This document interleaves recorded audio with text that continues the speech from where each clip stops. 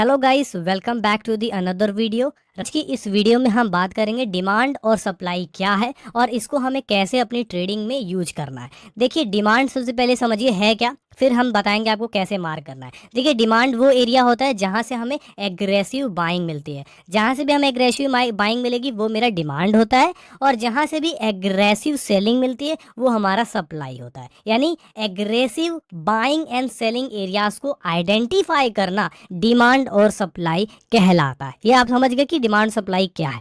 अब चार्ट में समझने की कोशिश करो कि डिमांड जो है वो कहाँ कहाँ बन रही है। देखो, एग्रेसिव बाइंग का मतलब होता है 3 से 5 कैंडल कंटिन्यू बाइंग हो, ठीक है। जैसा कि इस चार्ट में बिटकॉइन का चार्ट है, जैसा कि आप इस चार्ट में देख सकते हो, यहाँ पे हमें बॉटम पे क्या नजर आ रहा है, मार्केट कंटिन्यू एग्रेसिवली बाइंग कर रही है। देखो, डिमांड में अंतर क्या है, सप्लाई में, डिमांड सप्लाई में अंतर क्या है, ऑर्डर ब्लॉक जैसा ही होता है, लेकिन डिमांड हमेशा बॉटम पे मार्क किया जाता है और सप्लाई हमेशा टॉप पे मार्क किया जाता है, बीच में कभी नहीं किया जाता। समझ रहे बात को।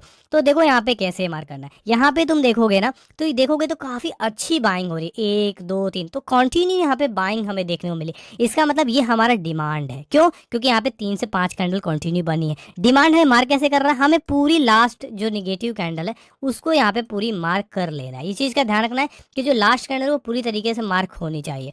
अब हमें क्या करना है, देखिए जैसा कि यहाँ पे आप देख पा रहे होंगे, यहाँ पे मैंने डिमांड मार्क लिया, प्राइस यहाँ से ऊपर गया था तो मैंने डिमांड मार्क किया, वेट किया कि प्राइस हमारे लेवल पे रीच करे। जैसे ही हमारे लेवल को रीच करेगा, हमें एक चीज का ध्यान रखना है भाई, मार्केट कभी भी लेवल को सीधे नहीं तोड़ना चाहिए, रुकना चाहिए हमेशा आकर के, और रिजेक्शन शो ऑफ करना चाहिए। यहाँ पर रिजेक्शन शो करने का मतलब ये होता है कि जो कैंडल क्लोज हो रही है वो रिजेक्ट करके होनी चाहिए, बॉडी डायरेक्टली क्लोज नहीं होनी चाहिए, विक के साथ में नीचे से बॉटम विक होना आवश्यक है। उसके बाद आपको कंफर्मेशन जरूर देखना है। जैसे कि यहाँ पे देखिए एक ग्रीन कैंडल क्लोज हुई, फिर मैं यहाँ पे क्या करूंगा, जैसे ही ग्रीन कैंडल यहाँ पे क्लोज होती है, देखिए यहाँ पे ग्रीन कैंडल जैसे यहाँ पे क्लोज होती है, देन हमें यहाँ पे बाय करना है। स्टॉप हमेशा हमेशा लो पे लगाना है, लो जीवन जो भी जोन है उसके, एंड टारगेट 1:2 यहाँ पे रखना है। प्रॉपर तरीके से अगर आप ध्यान से देखोगे तो मार्केट यहाँ पे प्रॉपर तरीके से अपना टारगेट यहाँ पे हिट किया। तो हमने देखा कि गाइस डिमांड कैसे यहाँ पे मार्क किया। और एग्जांपल लेते हैं, जैसे आप यहाँ पे देखोगे,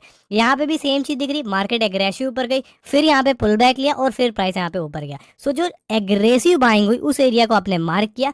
जैसे ही पूरे कैंडल को मार्क करो, जैसे ही प्राइस आया, आने के बाद में रिजेक्शन शो किया, क्लोजिंग किया, स्टॉप या तो कैंडल लो या तो स्विंग लो, एंड प्रॉपर तरीके से 1:2 का टारगेट यहाँ पे भी इजीली अगर आप देखोगे तो यहाँ पे अचीव हो गया। कैंडल लो का स्टॉप लगाओगे एग्रेसिव रहेगा, एंड अगर जोन के नीचे लगाओगे तो यहाँ पे सेफ रहेगा। ये चीज को यहाँ पे ध्यान देना। तो यहाँ पे ये चीज समझना होगा कि भाई जो डिमांड हम मार्क कर रहे हैं वो पूरी कैंडल को मार्क करना है, ठीक है। तो ये आपने यहाँ पे समझ लिया कि जो डिमांड है वो बेसिकली कैसे मार्क करना है। और फेल का भी एग्जांपल आपको देता हूँ, कैसे आपको जो है क्या चीज ध्यान रखना है। जैसे यहाँ पे देखो एग्रेसिव बाइंग आई, आपने क्या किया होगा भाई, ये डिमांड मार्क कर लिया, लेकिन मार्केट ने देखो क्या किया, मार्केट ने यहाँ पे सीधा ब्रेक कर दिया। यानी क्या किया, कोई रिजेक्शन शो किया नहीं किया, कोई कंफर्मेशन दिया नहीं दिया, लेकिन जब आपने ये मार्क किया तो क्या दिया, देखो जब आपने ये मार्क किया तो क्या दिया, रिजेक्शन के साथ एक कंफर्मेशन दिया, एंड देन प्राइस यहाँ पे क्या हुआ, फट गया, लेकिन यहाँ पे फुल्ली ब्रेक हो गया। तो यहाँ पे एक चीज आप ये देख पा रहे हो कि सीधा ब्रेक होने पर हमें नहीं लेना है ट्रेड, वेट ऑलवेज कंफर्मेशन का करना ही पड़ेगा, ये चीज ध्यान रखिए। तो ये डिमांड का यहाँ पे हम लोगों ने बात करा। सप्लाई क्या होता है,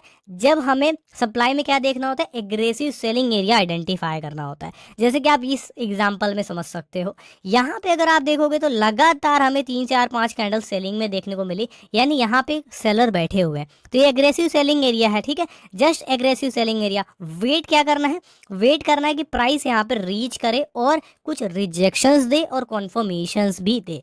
सो सेम डिमांड के जैसा ही सप्लाई होता है, ठीक है, उसी का जस्ट उल्टा होता है। एग्रेसिव सेलिंग आई, वेट करो कि प्राइस लेवल को जाकर के टैप करे, एंड लेवल के बाद में एक चीज का ध्यान रखना कि जो हमारा कैंडल कंफर्मेशन है वो ध्यान रखना, रेड कैंडल हमेशा क्लोज होने देना लेवल के ऊपर में। क्यों? क्योंकि हो सकता है कि इस तरह से कैंडल क्लोज करके अगला सीधा ब्रेक कर दे तो फेल हो जाएगा, जैसा कि अभी आपने पिछली बार डिमांड में देखा था। तो वो चीज आपको ध्यान में रखना है। क्लोजिंग होने के बाद में प्रॉपर एंट्री प्लान करनी है, ठीक है, स्टॉप रखना है हाई के ऊपर में, एंड टारगेट वही 1:2, जितना एक्स्ट्रा एक्सटेंड कर सकते हो रिस्क रिवॉर्ड को उतना करने की कोशिश करना है। और आप यहाँ देखो क्या वाटरफॉल मार्केट ने यहाँ पे दिया, और एग्रेसिव कोलैप्सिंग, यहाँ पे करेक्शंस यहाँ पे देखने को मिला इस पर्टिकुलर जो है वो सेल एरिया के अंदर में। सेम एग्जांपल और भी है हमारे पास लाइक दिस। यहाँ पे भी देखो एग्रेसिव सेलिंग। और एग्रेसिव सेलिंग हमेशा एक चीज याद रखना गाइस, एग्रेसिव सेलिंग होगी ना तो फेयर वैल्यू गैप्स का निर्माण होगा, यानी इनबैलेंस क्रिएट होने लगेगा। तो यहाँ पे देखोगे तो इनबैलेंस भी क्रिएट होना स्टार्ट हो चुका है। अब देखो क्या हुआ, प्राइस गिरा, उसके बाद सेम एरिया को जाकर के हिट किया। जैसे ही प्राइस गिरा, लेवल को हिट किया, क्लोज दिया एंड देन पटाख से मार्केट नीचे। सो आपने क्या देखा, यहाँ पे भी हम सेल कर सकते थे, स्टॉप्स हाई पे लगा सकते थे एंड इजी इजी हमने यहाँ पे 1:2 का एग्जैक्ट टारगेट अचीव कर लिया। सो ये जो डिमांड एंड सप्लाई है वो सबसे बेस्ट स्ट्रेटजी है अगर आप यूज करते हो। बहुत प्यारी बात है। इस पे थोड़ा एक काम ये करना कि इसको बहुत ज़्यादा प्रैक्टिस करना। जो डिमांड और हमने सप्लाई की बात करी, इस पर काफ़ी ज़्यादा प्रैक्टिस करना। एक चीज़ हमें ध्यान रखना है कि जो डिमांड एरिया है, जैसे यहाँ से प्राइस ऊपर की तरफ गया, आपने ये जो डिमांड एरिया मार्क किया, ये डिमांड एरिया के ऊपर में जब भी प्राइस इसमें एंटर करेगा तो अगेन कंफर्मेशन जरूर लीजिए। अगर प्राइस वहाँ पे कंफर्मेशन नहीं देता है और वहाँ पे कोई भी जो है वो कंफर्मेशन नहीं दे रहा है, लाइक वहाँ वीक लेवल है, वो तोड़ देगा खट से। ये चीज़ को आपको बहुत ज़्यादा ध्यान रखना है। सेम चीज़ आपको सेलिंग साइड में भी ध्यान रखना है, लाइक ये मेरी सप्लाई है एंड इफ प्राइस इस वाले सप्लाई से बहुत स्ट्रॉन्ग सेलिंग दिया है तो ये मेरे लिए क्या हो जाएगी, एग्जैक्टली सप्लाई हो जाएगी। लेकिन जब भी प्राइस इस सप्लाई के ऊपर में जाएगा तो थोड़ी वीकनेस दिखानी चाहिए, वीकनेस के साथ ऊपर जाना चाहिए, नॉट स्ट्रेंथ के साथ में।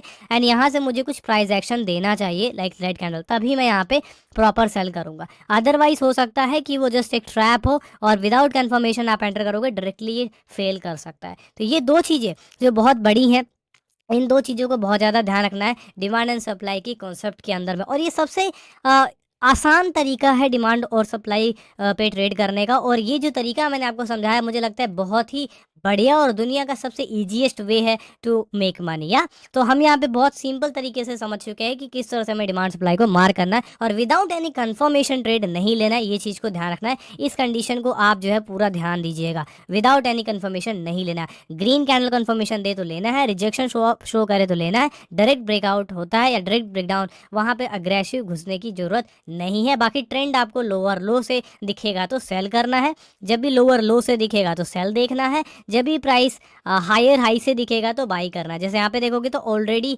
जो प्राइस है वो ऑलरेडी यहाँ पे हायर हाई से है, ये कंफर्म करता है कि ट्रेंड ही ऊपर जा रहा है, तो बुलिश ट्रेड को प्लान करना है। तो यानी कि ये सब समझ में आ चुका है कि बुलिश कब प्लान करना और बेरिश कब आपको प्लान करना है। कोई भी सिंगल डाउट हो कमेंट कर देना।